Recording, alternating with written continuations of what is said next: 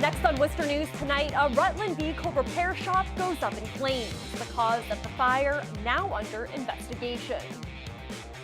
Plus, thousands of Worcester public school teachers kick off the school year with a celebration at the DCU Center. Good evening and thanks for joining us. I'm Olivia Lemon. An employee at a Rutland business says she's lucky to be alive tonight. An electric box is likely to blame for the structure fire at a vehicle repair shop, but it's the company's surroundings that made fighting the fire difficult. Our Brittany Schaefer joins us now to explain. Brittany? Olivia, the Rutland Fire Department says there were many dangers when fighting this fire. On one side of the building is an oil company, and on the roof were solar panels. A vehicle repair shop burst into flames Friday morning. Mechanic Cassandra Casera says she left the shop to grab supplies for a few minutes and couldn't believe her eyes when she returned. I saw smoke coming from the side of the building. So immediately I ran inside. I did see some fire, so I called 911. All of a sudden it blew up. It sounded like popping, cracking, almost little explosions, and it was really scary. Casera says there is heavy damage to the building, but it could have been much worse. We've got a Century Oil next door, so luckily I was able to get somebody that was over there and have them get their trucks out as soon as they could, because that would have been devastating. Deputy Chief Jeff Lowe says the oil trucks weren't the only dangerous risk with the building. He says the solar panels on the roof made their job tricky. Poses a problem for us because they stay energized all the time. There's no cutoff switch, so it kind of changes our operation a little bit. Usually, more times than not, we would have to cut a hole in the roof to allow the gases and smoke to escape, but we couldn't do that with this, so we had to go on the outside through the ridge here. At least 5 neighboring towns aided in the fire. Lowe says the extra help makes a big difference for a small department. We were short-handed to begin with because of the other call, but during the day we are short-handed anyways. And then Rutland was here, and then Holden, and I feel like almost the whole state is here. All these men and women, they're just incredible people for being here and helping out. As for Caceres, she says she hopes she can return to work soon. Unfortunately, I think I can't work for another little while, but for me, it's okay. I don't care as long as everyone's okay. Lowe says a roof collapse was also a possible danger. He says it's a truss roof, which is only being held by wood and thin metal. As for the cause of the fire, it's still under investigation. Brittany Schaefer, Worcester News Tonight. Developing news tonight, the State Department of Public Health announcing 3 people and 1 horse were infected with West Nile. All 3 people were hospitalized but have been discharged. We know all 3 people were women from Worcester, Middlesex, and Suffolk counties. The horse had to be euthanized. Last year, there were 6 human cases of West Nile virus in the state.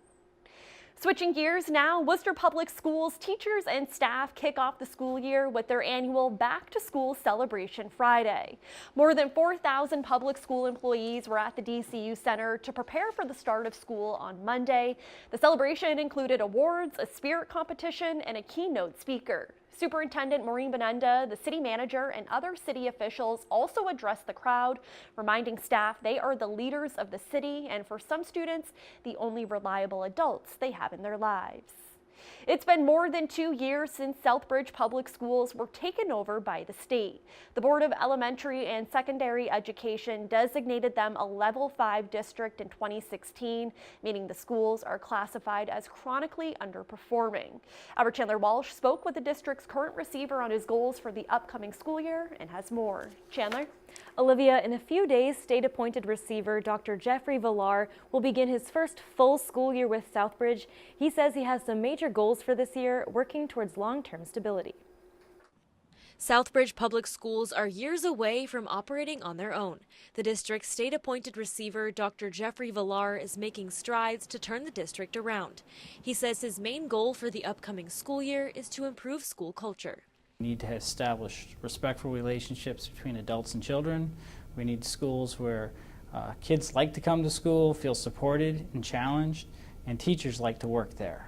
To do so, Villar is putting the district through extensive teacher training. West Street parent Glenda Rojas says school has been tough in her family and she's hopeful for change. To see my kid do better and less struggling, less bullying. Villar is also working to improve attendance, make classrooms more engaging, and offer extra help for students who need it. But he says uprighting the district will take 6 to 7 years. He says constant turnover in leaders, 11 to 15 in just a decade, is to blame. Creating really systemic, somewhat chaos, right? So individuals are kind of left to fight for themselves. And for teachers in particular, creates a really difficult context for them to work in. School Board Chair Jacqueline Ryan says the district is at its lowest point. She says the state has so far been unsuccessful. Villar is the district's second receiver. If we do not have that stability in leadership, we are not going to be able to focus on any other part of the turnaround plan. Villar says he's trying to convince parents and families he's here to stay and to stick with the district. It's my mission to make our choice a difficult one where they're going to say, gee, I don't know if I want to pass up on that school. Villar says the district's leadership team will be measuring results from their teacher training. They'll be able to adjust their strategies accordingly throughout the year. Chandler Walsh, Worcester News Tonight. Worcester is in the running to receive $25,000 in children's books from JetBlue. The airline and book publisher Simon & Schuster created a contest to benefit children in one city JetBlue flies into and out of, including Worcester. The contest is called Soar with Reading. Worcester has made it into the final round. Voting runs until August 31st. You can vote for Worcester by going to soarwithreading.com. Meanwhile, the city of Worcester has read more than 1.5 million minutes this year as part of their summer reading program. The goal is to encourage people to read at least 20 minutes a day. 2018 saw more than 2,000 participants read for roughly 9 weeks. The library says they hit their goal of 1 million minutes a month early and want to add an additional 100,000 minutes before the end of the summer. This year, more than 900 of the readers were kids. Turning a tragedy into something positive. It's what one Shrewsbury couple is doing after losing their daughter just months after she was born. Ella Brown was born in January last year and was later diagnosed with a rare autoinflammatory disease. This led to long commutes and hours for the new parents at Boston Children's Hospital. The Browns said they had a great support system, but wanted to make sure other families with premature or sick infants had the same. We always had someone where if we needed, a meal or we just needed to get out of the hospital for a little while, we had that. And not everybody has that outstanding support system like we do. So we wanted to help provide something, even if it's a little bit of reprieve. I think that would be great.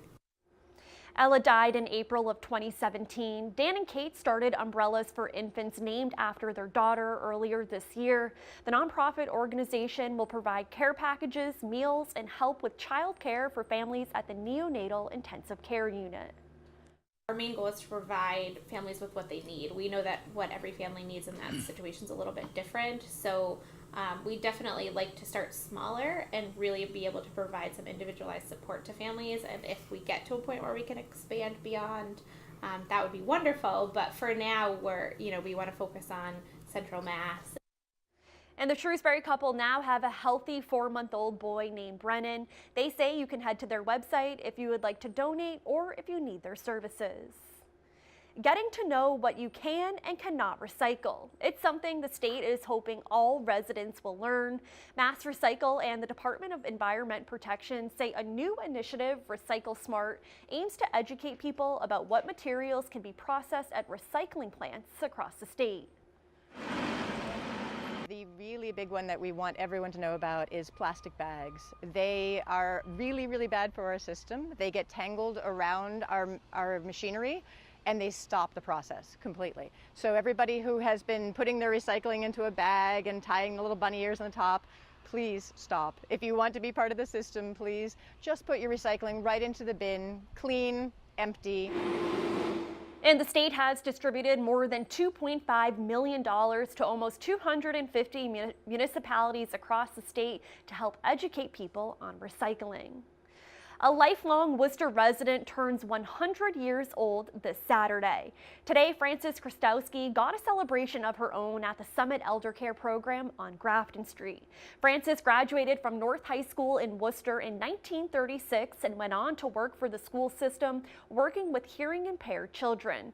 She says her 4 children, many grandchildren, and great-grandchildren are what keep her going every day. Most wonderful days in my life. I'll just keep on living, and I'll handle what life gives to me, and I'll act with it accordingly. And Fallon Health Summit Elder Care Program is an all-inclusive program working with elders to get all of their medical and social care in one location, but still gives the capability to live independently in the comfort of their own home. The MGM Springfield Casino has officially opened its doors. The nearly $1 billion project took more than 3 years to build. And today, people lined the streets bright and early just to be the first to check out the new gaming facility that's a first of its kind in Massachusetts. Alicia Palumbo is in Springfield tonight with more. Massachusetts' first resort-style casino had a grand opening with no shortage of grand entrances, from the Clydesdales to Springfield's mayor to the roughly 3,000 employees who hope to help make MGM Springfield a destination for New England and beyond. This is our opportunity to rise again and redefine ourselves, reinvent ourselves here, and I think this is a good starting point on it, and I'm very happy to have MGM here. The crowds wrapped around the block, waiting since as early as 4:30 a.m. Couldn't have been more excited to get inside and test their luck. I'm too excited. As soon as I got in the elevator, I was like, we did it! The atmosphere is fantastic. You know, you got everybody psyched and we're jumping and we're ready to go. And what better place to meet in MGM Springfield? Shortly before 11 a.m., the slot machines came alive, the tables filled with patrons, and the casino's first winners enjoyed their bit of beginner's luck. Because I'm making money. I'm having fun. I had Lady Luck on my side. I just won $500. I'm done, though. I'm done. I know when to hold them and fold them. And the entertainment extends far beyond the walls of this casino. In fact, tomorrow the Dropkick Murphys will be performing outside the casino, and MGM says they have expanded their free shuttle service from the Big E to the casino to go throughout the entire weekend, so definitely take advantage of that. In Springfield, Alicia Palumbo, Worcester News Tonight.